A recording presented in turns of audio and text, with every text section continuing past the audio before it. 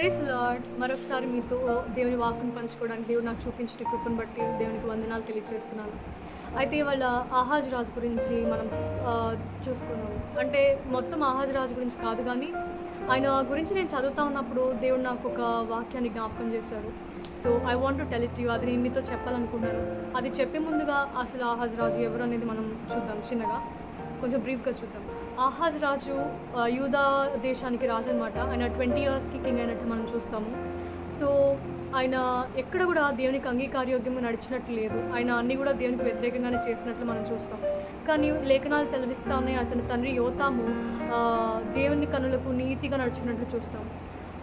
కానీ ఆయన తండ్రిలా కాకుండా ఆయన ఇజ్రాయెల్ రాజులు ఎట్లయితే దేవునికి అంగీకారయోగ్యంగా నడిచారో అట్లనే ఆ దుష్ట మార్గం నడిచినట్లు మనం చూస్తాం. లోక సంబంధమైన ఆచారాలను పాటించటము, ఏదో దుష్టమైన వాటిని ప్రాక్టీస్ చేయడం చూస్తాం. అంటే మనం చూడొచ్చు, హై ప్లేసెస్ దగ్గర ఉన్నత స్థలాల్లో ధూపం వేయడం అనేది, లేకపోతే తన కుమారుని అగ్నిలో నుండి పాస్ చేయించడం అనేది, అంటే మంటల నుండి పాస్ చేయించడం అనేది. అట్లనే ఇజ్రాయెల్ ప్రజలు ముందు నుంచి దేవుడు ఏ దేశాలను వెళ్ళగొట్టారో ఆ దేశాల యొక్క ఆచారాలను ఫాలో అవ్వడం మనం చూస్తామన్నమాట.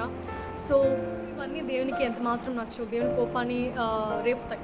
సో అప్పుడు ఏం చేస్తాడు దేవుడు, ఈ ఆహాజ్ రాజుని ఇజ్రాయెల్ రాజు అయిన వారికి, అట్లనే సిరియా రాజు అయిన వారికి చేతులకు అప్పగిస్తారు. సో అప్పుడు ఆ ఇద్దరు రాజులు కూడా వీళ్ళ మీదకి యుద్ధానికి వస్తారు, కానీ వాళ్ళు జయించలేదన్నట్టు మనం చూస్తూ ఉంటాము.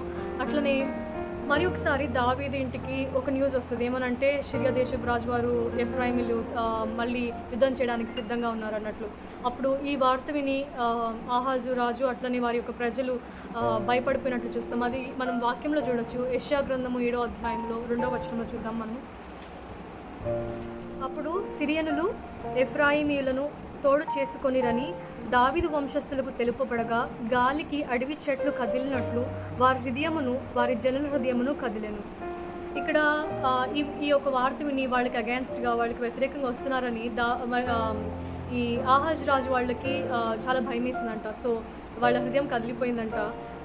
గాలికి చెట్లు కదిలినట్లు కదిలిపోయిందని చెప్పి ఇక్కడ వాక్యం చదివిస్తుంది. సో ఇది చూసి దేవుడు ఏం చేస్తాడు, యెషయా ప్రవక్తను పంపించి బలపరుస్తాడు. నువ్వు భయపడకు, ఈ దేశాలు ఏమీ నిలవవు, నువ్వు దేవుని యందు నమ్మికించితే స్థిరపరచబడతావు, నీ దేవుని యందు నమ్మికించకపోతే స్థిరపరచబడవు అని చెప్తారు. అయినప్పటికీ ఈ రాజు వినడనమాట. వినకుండా అషూర్ రాజు యొక్క సహాయాన్ని పొందుకోవాలని అషూర్ రాజు దగ్గరికి వెళ్ళి దేవుని మందిరంలోని కొంచెం ధనాన్ని, అంటే సిల్వర్ అండ్ గోల్డ్ని, అట్లనే రాజు నగర్లో ఉన్న కొంత ధనాన్ని తీసుకెళ్ళి అషూరు రాజుకి, అసిరియన్ కింగ్ ఇస్తాం మనం చూస్తాం.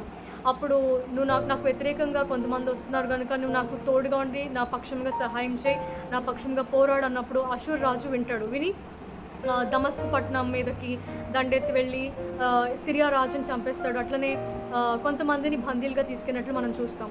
సో ఇలా సిరియా రాజుని అది చంపేసిన తర్వాత ఆహాజ్ రాజు ఈ అషూర్ రాజుని కలవడానికి వెళ్తాడన్న. దమస్కు పట్టణానికి వెళ్ళినప్పుడు అక్కడ ఒక బలిపీఠాన్ని చూస్తాడు. అక్కడ ఉన్న ప్యాటర్న్ని, డిజైన్ని చూసి ఉరియా అనే ఒక యాజకుడిని పిలిపించి, అంటే అది యూదా దేశానికి చెందిన యాజకుడిని పిలిపించి ఈ డిజైన్లోని, ఈ ప్యాటర్న్లోని నాకు కూడా ఒక బలిపీఠాన్ని కట్టు అని ఆజ్ఞాపిస్తాడు. సో ఆహాజ్ రాజు తన దేశానికి తిరిగి వచ్చే లోపల రాజాజ్ఞ మేరకు ఉరియా ఏం చేస్తాడంటే రాజు కోరినట్లుగా బలిపీఠాన్ని అంతా కూడా కట్టేస్తాడు అనమాట. అదే ప్యాటర్న్తో, అదే డిజైన్తో కట్టేస్తాడు. సో రాజు తిరిగి వచ్చేపాటికి అంతా సిద్ధపరిచేస్తాడు. రాజు తిరిగి వచ్చిన తర్వాత ఆ బలిపీఠాన్ని ఎక్కి బర్న్ట్ ఆఫరింగ్స్, అంటే దహన బలులను, సమానార్థన బలులను, పీస్ ఆఫరింగ్స్ అన్నిటి కూడా అర్పిస్తాం మనం చూస్తాం అనమాట. అలాగే ఉరియా కూడా అదే ఆజ్ఞాపిస్తాడు అట్లనే చేయమని. సో ఆహాజ్ జీవితం గురించి ఇదనమాట, కొంచెం చిన్నగా చెప్పాలంటే. తర్వాత అంత డీటెయిల్స్ ఏమి ఇంక్లూడ్ చేయలేదు, చాలా చిన్నగా ఆహాజ్ గురించి ఏంటి అనేది. సో నాకు ఒక వర్స్ జ్ఞాపకం వచ్చిందని చెప్పాను కదా చదువుతున్నప్పుడు. అసలు ఏం చదువుతున్నప్పుడు జ్ఞాపకం వచ్చిందంటే 2 కింగ్స్, అంటే 2వ రాజుల గ్రంథం 16వ అధ్యాయం మనం చూద్దాము. 10వ వచనం చూద్దాము.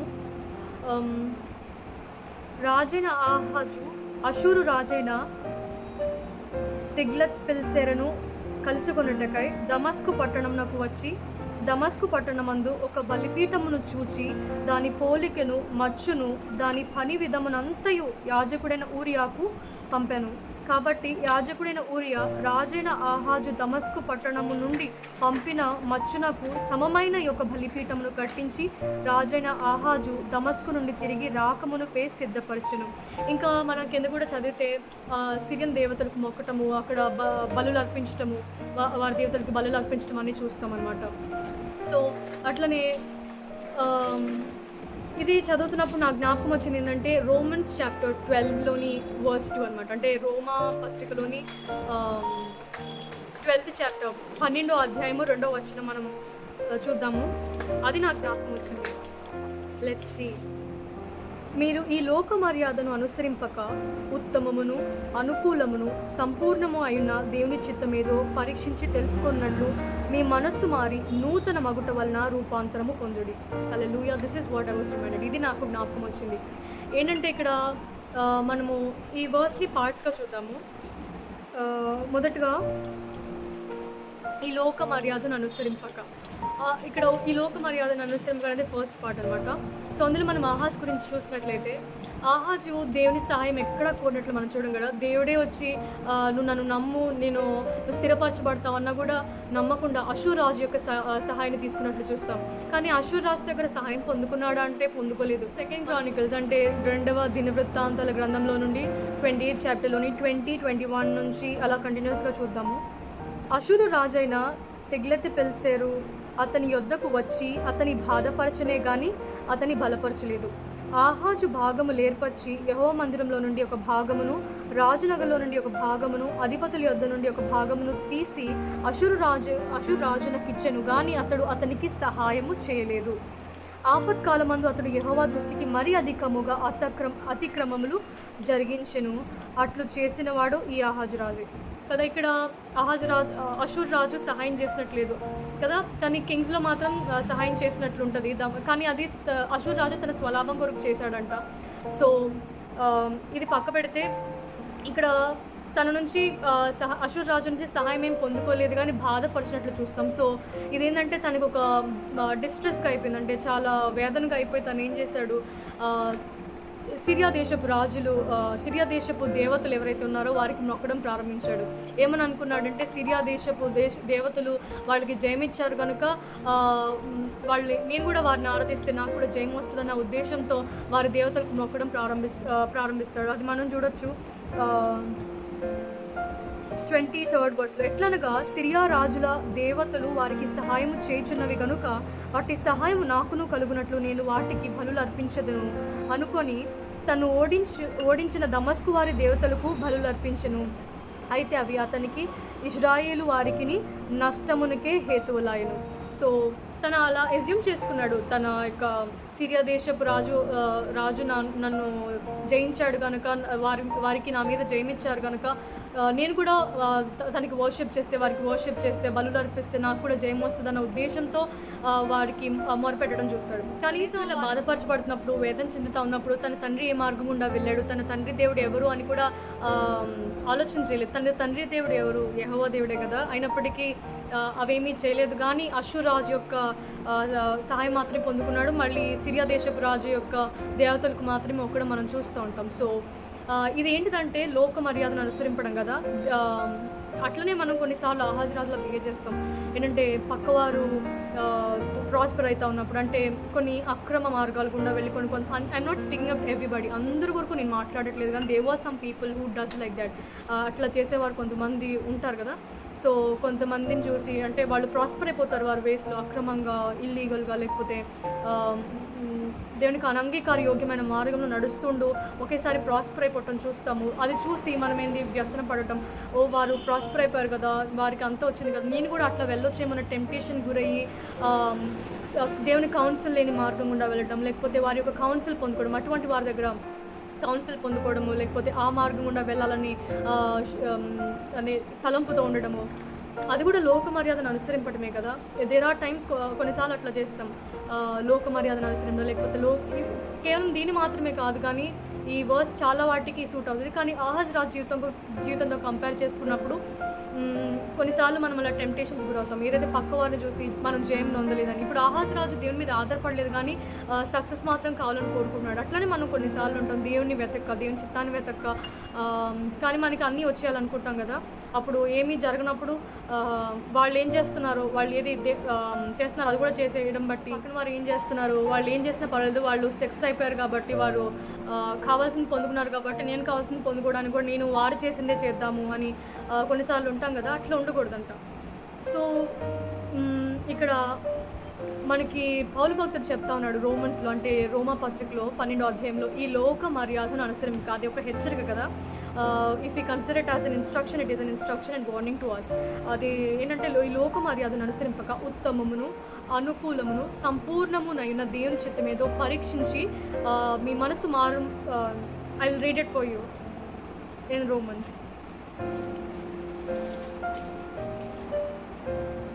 సంపూర్ణమునైన దేవుని చిత్తం మీద పరీక్షించి తెలుసుకున్నట్లు మీ మనస్సు మారి నూతన మగుట వలన రూపాంతరము పొందుడి. సో ఈ వర్స్ని మనము ఆర్ట్స్గా చూస్తున్నట్లయితే లోక మర్యాదను అనుసరింపకూడదని మనం చూసాం కదా. అట్లనే మరి ఏం చేయాలని ఉంది నెక్స్ట్ పార్ట్లో, ఉత్తమమును అనుకూలమును సంపూర్ణమైన దేవుని చిత్తం ఏదో పరీక్షించి తెలుసుకొనున్నట్లు మీ మనస్సు మారి. సో ఇవి తెలుసుకోవడానికి, ఉత్తమమును అనుకూలమును సంపూర్ణమైన దేవుని చిత్తం ఏదో పరీక్షించి తెలుసుకోవడానికి ఏం చేయాలంట, మీ మనస్సు మారి నూతన మగుట వల్ల రూపాంతరము పొందుడి. సో ఈ రూపాంతరం ఎట్లా పొందుతామంట, రూపాంతరం అంటే ట్రాన్స్ఫర్మేషన్ కదా, అది ఎట్లా పొందుతాము అది కూడా వాక్యంలోనే ఉంది. మీ మనస్సు మారి నూతన మగుట వలన, అంటే మనస్సు మారంట, రూపాంతరం పొందాలంటే రూపాంతరం it is a transition that happens from with in, అది లోపల నుంచి జరిగే కార్యం కదా. సో ఈ ట్రాన్స్ఫర్మేషన్ ఎట్లా వస్తుందంట, మనస్సు మారి నూతన మగుట వలన అంట, అంటే చేంజ్ ఇన్ మైండ్, మన మైండ్ మారాలంట. సో ఈ మైండ్ ఎట్లా మారుతుంది, నేను I wanted to say one thing. నేను ఇది మనసు మారడం గురించి చెప్పేటప్పుడు I wanted to share one thing. ఏంటంటే ఐ ఆస్క్డ్ గాడ్, ఏమనంటే ఏసయ్యా దీన్ని వీరికి ఎలా చెప్పాలి, అంటే నా వీడియోస్ చూసే వారికి నేను ఈ చేంజ్ ఇన్ మైండ్ కొరకు ఎట్లా చెప్పాలి అని అడిగినప్పుడు కొన్ని లైన్స్ దేవుడు నా హృదయంలో పెట్టారు. అదేంటంటే, నీ మంచితనమే కలిగించే నాలో మారు మనసేసయ్యా, నేనెంతగానో క్షమించబడితేనే ఎక్కువగా ప్రేమించేదనయ్యా. సో ఈ లైన్స్ పెట్టారు. ఇది కృపాలోని ఈ సాంగ్లోని లిరిక్స్ అనమాట. ఇది అనిల్ కుమార్ గారు రాసిన పాట. సో ఇది నా ప్రీ యూనివర్సిటీ కోర్స్లో నేను చదువుతూ ఉన్నప్పుడు మ్యాక్సిమం ఎక్కువసార్లు వినేదాన్ని. కొన్ని సాంగ్స్ ఉన్నాయి, కొన్ని సెట్ ఆఫ్ సాంగ్స్, అవి మాత్రం కంటిన్యూస్గా ఎక్కువ వింటూనే ఉండేదాన్ని. సో అప్పుడు నేను అసలు యాక్చువల్లీ ఐ వాజ్ సర్ప్రైజ్డ్ దేవుడు నాకు ఈ మాటలు చెప్పినప్పుడు, ఎందుకంటే ఇది నా అనుభవం.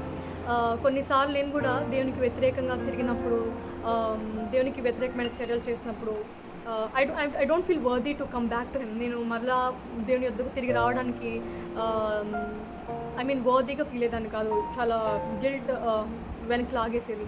అప్పుడు దేవుడు నాకు జ్ఞాపకం చేసేవాళ్ళు to come back to him. అంటే అదేంటి, ఎంత తప్పు చేసినా, ఎంత వ్యతిరేకంగా చేసినా కూడా దేవుడు నన్ను మళ్ళా వెనుక పిలుస్తున్నారంటే, తన చేతులు రెండు కూడా చాచి కలువరిశీల్లో తన యాగాన్ని జ్ఞాపకం చేస్తూ నాకు వెనుక పిలుస్తున్నారంటే దాని మంచితనమే కదా. వాక్యం సెలవిస్తుంది కదా, ఒక మంచి వాని కొరకు, ఒక మంచి స్నేహితుని కొరకు ప్రాణం పెట్టడం అనేది చాలా అరుదు. అలాంటిది మనం దుష్ట మనసు కలిగిన వారం, అంటే మనం ఇంకానూ పాపలు ఉండగానే దేవుడు మన కొరకు కలువరిశిల్లో మరణించినట్లు మనం చూస్తాం కదా రోమా పత్రికలో. సో ఆ మంచితనాన్ని జ్ఞాపకం చేసుకున్నప్పుడు, సో ఆ లైన్స్లో అదే ఉంది కదా, నీ మంచితనమే కలిగించే నాలు మారు మనసు ఏసయ్య. సో ఏసయ్య మంచితనము, ఏసయ్య ప్రేమ మనకి మారు మనసు కలుగజేస్తుంది. So I was change like that. నేనైతే అట్లని చాలాసార్లు వ్యతిరేకంగా దేవునికి తిరిగినప్పుడు కూడా నన్ను గద్దించేవారు. ఎట్లా అంటే గద్దించేవారంటే కోపంగా కాదు, కానీ out of his love use to call me back through his word. ఆయన వాక్ ద్వారా, లేకపోతే సేకం ద్వారా మాట్లాడడము, లేకపోతే పాటల ద్వారా మాట్లాడడము, దేవుడు use to call me back. అది మంచితనం కదా. మనం ఎంత వ్యతిరేకంగా, ఎంత బాధ పెట్టినా కూడా ఆయన మనల్ని అలా పిలుస్తున్నారంటే his love and his goodness change me. ఆయన ప్రేమ, ఆయన మంచితనము, మారు మనసు నాకు కలుగు చేసింది. సో ఐ ఫీల్ మీకు కూడా అట్లనే కలుగు చేస్తుందని అనుకున్నా. So I share this with you అదనమాట. సో ఈ మారు మనసు ఎట్లా అంటే ఆ మంచితనం, సో అది తెలుసుకోవడానికి we have to look to the cross of Calvary. అంటే మన మనస్సు మారడానికి, to have this change in mind, మనము దేవుని యొక్క కలువరి యాగాన్ని మనం చూసినట్లయితే అంటే ఆయన మంచితనము, ఆయన ప్రేమ అక్కడ కనిపిస్తుంది కదా. అంటే ఇట్లా క్యాజువల్గా అనుకోవచ్చు, ఇట్లా సిలువలో దేవుడు మరణించారంట, అందరి కొరకు మరణించారంట, నా కొరకు మరణించారు, నా కోసం పాపాలు పెట్టారంట అని వదిలేస్తే దట్స్ ఓకే, ట్రూత్ ఏదో తెలుస్తుంది, కానీ అది లోపల నుంచి అది మనకి అంత గ్రహింపు రాదు. కానీ ఏం చేయాలంటే టు నో ఫ్రమ్ విదిన్, అంటే అసలు అది ఏంటి అనేది మనం తెలుసుకోవడానికి we have to set a entire focus on what God has really done for us. దేవుడు మన కొరకు ఏం చేశారన్నది మన దృష్టి అంతా కలువరి శిలువ మీద పెట్టి ఆయన చేసిన యాగాన్ని, అంటే మనకి ఐజియాలో ఉంటుంది కదా 53లో, సురూపమైన సొగసైన లేనంతగా మన కొరకు కొట్టబడి, నలగబడి, ఉమ్మివేయబడి ఎన్నెన్నో చేశారు కదా. అదంతా పర్సనల్గా మనం స్వీకరించినప్పుడు, ఇదంతా నా కొరకు కదా, నా వ్యక్తిగతంగా కొరకు కదా. అవును, అది రక్షణ అనేది వ్యక్తిగతమైనప్పుడు ఆయన కలువరి యాగం ప్రపంచమంతటికి చేసిన అది ప్రతి ఇండివిజువల్కి పర్సనల్ అనమాట. సో అందుకే కదా వాక్కు సెలవిస్తుంది, 99 షీప్ని అంటే 99 గొర్రెలను విడిచిపెట్టి ఒక్క గొర్రె కోసమే వెళ్ళారు. ఆ ఒక్క గొర్రె నువ్వు, ఆ ఒక్క గొర్రె నేను కదా. So that one sheep is you and that one sheep is me. So అట్లా వ్యక్తిగతంగా మనము తీసుకున్నప్పుడు will know the love of God towards us. ఆ ప్రేమను మనం చూస్తున్నాం బట్ ఆ యాగాన్ని, ఆ కలువరి శిలువలో దేవుడు చేసిన యాగాన్ని మనము గ్రహించినప్పుడు will have that change in mind. So అప్పుడు మన యొక్క హృదయం మారినప్పుడు దేవుడు నాకు ఇది నా కొరకే చేశారు అని మనసు మారుతుంది. ఆయన యొక్క యాగాన్ని మన కొరకు చేసిందని అర్థం చేసుకుంటాము, ఆయన స్వీకరిస్తాము, అప్పుడు ఆయన కొరకే జీవించాలన్న మనసు కలుగుతుంది. అప్పుడు వాక్యం ఏమంటుంది, ఎవడైతే క్రీస్తుని అంగీకరించాడో వాడు నూతన సృష్టి అంటుంది కదా.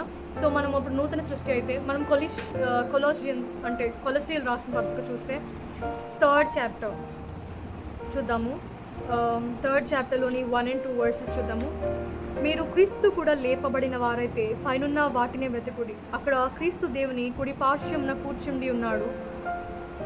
పైనున్న వాటి మీదనే కానీ భూ సంబంధమైన వాటి మీద మనసు పెట్టుకొనకుడి, ఏలైనగా మీరు మృతి పొందితిరి, మీ జీవము క్రీస్తులో కూడా దేవుని యందు దాచబడినది. See when we are new creation in Christ, మనము క్రీస్తు నందు నూతనత్వం పొందినప్పుడు, మనము క్రీస్తు కూడా లేపబడిన వారమైనప్పుడు మన దృష్టి అంతా కూడా పైన వాటి మీద ఉంటుంది కదా ఆబ్వియస్గా. సో మనము వాక్యం చదువుతాము, మనం ప్రార్థన చేస్తాము, పరిశుద్ధాత్మ దేవుని యొక్క స్వరం వినడానికి, ఆయన యొక్క చిత్తాన్ని తెలుసుకోవడానికి మనం ప్రయత్నిస్తాం కదా, ఆయన గైడెన్స్ కొరకే మనం చూస్తూ ఉంటాం కదా. నెక్స్ట్ వర్స్లోని 3rd పార్ట్, ఉత్తమమును అనుకూలమును సంపూర్ణమునైన దేవుని చిత్తమేదో పరీక్షించి తెలుసుకున్నట్లు మీ మనస్సు మారి నూతన మొట్టమొదటి రూపాంతరం పొందండి. సో రూపాంతరం పొందడానికి కావాల్సింది మనసు మారటము. సో మనసు ఎట్లా మారుతుంది, దేవుని యొక్క కార్యాన్ని శిలువలో మనం చూస్తున్నప్పుడు, ఆయన మంచితనమును, ఆయన ప్రేమను మనం శిలువలో చూసినప్పుడు మారుతున్న తర్వాత ఇక్కడేమనుంది, దేవుని చిత్తమేదో ఉత్తమమును అనుకూలమును సంపూర్ణమైన దేవుని చిత్తమేదో పరీక్షించి తెలుసుకున్నట్లు. సో బై దాట్ మన యొక్క మైండ్ చేంజ్ అయినప్పుడు, మనము మారు మనసు నొందినప్పుడు మనం దేవునికి అంగీకారయోగ్యమైన క్రియలు చేస్తాం కనుక, వాక్యాన్ని చదువుతాము, ప్రార్థన చేస్తాము, పరిశుద్ధాత్మ దేవుని యొక్క సాయం కోరుతాం కనుక we'll obviously know the will of God కదా. ఆయన వాక్కు ద్వారా తెలుసుకుంటాము ఏది ఉత్తమము, ఏది అనుకూలము, ఏది సంపూర్ణమైన దేవుని చిత్తము మనం ఆయన వాక్కు ద్వారా, అలాగే సేవకుల ద్వారా మనం తెలుసుకుంటూ ఉంటాం. సో ఇదన్నమాట, దేవుడు మనకి గుడ్ ఎగ్జాంపుల్స్, బ్యాడ్ ఎగ్జాంపుల్స్ మన స్క్రిప్చర్స్లో ఉంచారు కదా. అయితే గుడ్ ఎగ్జాంపుల్స్ ఎందుకు పెట్టారు, టు నో అండ్ ఫాలో కదా, అందులో ఉన్న మంచి ఏదో తీసుకొని దానికి అనుగుణంగా నడవడం. చెడ్ ఎగ్జాంపుల్స్ ఎందుకు పెట్టారు, బ్యాడ్ ఎగ్జాంపుల్స్ ఎందుకు పెట్టారు, టు నాట్ టు ఫాలో కదా. ఆహాజ్ జీవితం నుంచి నేర్చుకోవడానికి ఒక మంచి గుణం కూడా అక్కడ రాయలేదు కనుక ఇక్కడ ఆహాజ్ జీవితం నుంచి ఇటువంటి నేర్చుకోవద్దు, ఇటువంటి ఫాలో అవ్వద్దు, లోక సంబంధమైన క్రియలు లేకపోతే లోక మర్యాదను అనుసరింపొద్దు అన్నట్లుగా మనకి ఆయన నుంచి నేర్చుకోవచ్చు కదా. అంటే we shouldn't follow the life of Ahab, I mean the way he behaved, అవేమీ మనము పాటించొద్దు. We shouldn't follow like Ahab, ఆయనలాగా మనము ఉండొద్దు. కానీ పౌలు ఇన్స్ట్రక్షన్ ప్రకారంగా మనము దేవుని చిత్తం ఏదో గ్రహించుకోవడానికి ముందు రూపాంతరం పొందడానికి మారు మనసు పొందాలి. ఆ మారు మనసు అది ఎట్లా పొందుకుంటాం, దేవుని యొక్క యాగాన్ని, శిలువలో చేసిన యాగాన్ని మనం చూసి మారు మనసు పొందుకుంటాం. తర్వాత ఆ ఉత్తమమును అనుకూలము సంపూర్ణమైన దేవుని చిత్తాన్ని ఆయన వాక్కు ద్వారా, సేవకుని ద్వారా, లేకపోతే పరిశుద్ధాత్మ స్వరము ద్వారా మనం తెలుసుకుంటాం. So this is what God spoke to me. So ఇవన్నమాట దేవుడు నాకు తెలియపరిచింది. So that's it all for today. See you again with the word of God. Bye.